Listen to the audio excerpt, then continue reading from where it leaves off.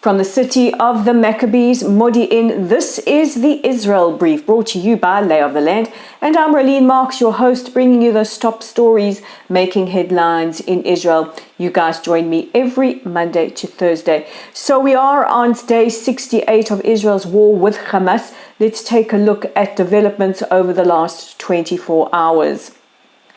Last night, the IDF announced that they had recovered the bodies of two hostages, Eden Zakaria, believed to have been taken from the Nova rave party just outside of Re'im on the 7th of October, and Ziv Dado, who was serving in the Israeli military.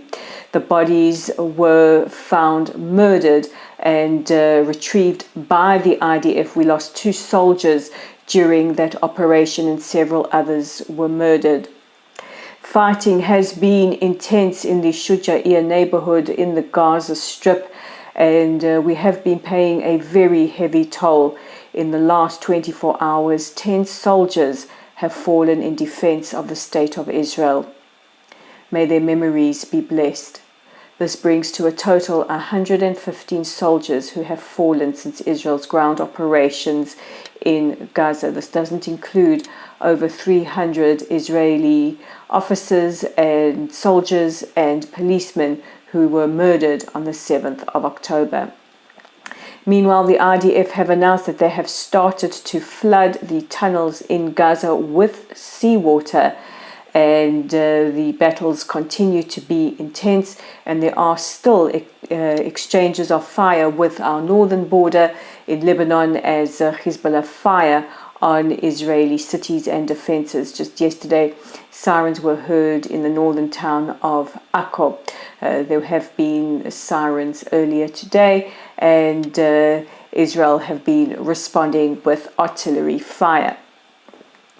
While we are talking about the hostages, and we can't forget that 135 hostages still remain captive in the Gaza Strip, it has been announced that 20 hostages have been murdered since they were taken by Hamas on the 7th of October. It is absolutely wrenching here. If you have been to Israel in the last 2 months, you will see that the signs for hostages, the faces of hostages are plastered everywhere. Yellow ribbons everywhere. We cannot forget that there are still over 130 hostages still being held. We worry every single day for the fate of those hostages and what condition they are in. Meanwhile, the families of the American hostages, I think there are about 8 American hostages still being held captive, will meet with President Biden a little bit later today. And yesterday, families of hostages who are accompanying the Foreign Minister, Eli Cohen, to South America met with President Pena of Paraguay, who expressed his solidarity and said that he supports Israel in our war against Hamas. Other families have conducted rallies outside the UN Human Rights Council headquarters in Geneva, saying we will not stop until they are all returned. Staying with the United Nations, and yesterday the General Assembly voted on the proposed resolution for a humanitarian ceasefire. This was the resolution that was vetoed by the United States in the Security Council. Now, the US's ambassador to the United Nations, Linda Thomas-Greenfield, said that, while everybody supports humanitarian pauses and we're all concerned about civilian deaths, it cannot be overstated enough the threat that Hamas pose, and they must be eradicated for once and for all. The US did not vote in favor of the ceasefire. However, 153 countries voted in favor of the ceasefire. It is a non-binding resolution, meaning Israel does not have to abide by the resolution. 10 voted against and 23 abstained. What is concerning are countries like Australia, Canada, and New Zealand, who voted in favor of a ceasefire, putting out a joint statement afterwards saying, first of all, condemning the Hamas attacks and saying that all the hostages need to be released, but that they support a ceasefire. Israel's ambassador to Australia has come out very heavily against Australia's stance yesterday at the United Nations. And we're still staying with the UN, and the Swiss Parliament announced earlier today that they would be suspending aid to UNRWA. UNRWA is the United Nations Relief Works Agency responsible for the Palestinian refugees, the only refugees that seem to be generational.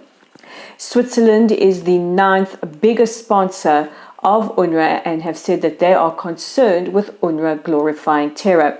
Now, just to recap what I told you yesterday, as the IDF progressed through the Gaza Strip into the tunnels, through the hospitals in the Gaza Strip, so we are seeing UNRWA, UN, World Health Organization branding on many of the weapons caches, many of the areas inside, which makes us think, how much does the United Nations and UN agencies know? We know that it took UN women nearly 2 months to acknowledge the fact that Israeli women and girls were raped and mutilated and murdered. We haven't heard anything from UNICEF about concerns for our children, our Israeli children, who are experiencing profound trauma. And now we have this decision by Switzerland, which follows Germany and I'm sure other countries, in expressing their concern for UNRWA's glorifying of terror. And those are our top stories making headlines today. Don't forget to check out our website at www.layoftheland.online. We're on YouTube at The Israel Brief, on Facebook at Lytle Site, and on X, I keep wanting to call it Twitter, and on X at Lay of the Land 5. I'm Marlene Marks for The Israel Brief. I'll catch you again tomorrow. Remember, take care of yourselves and each other.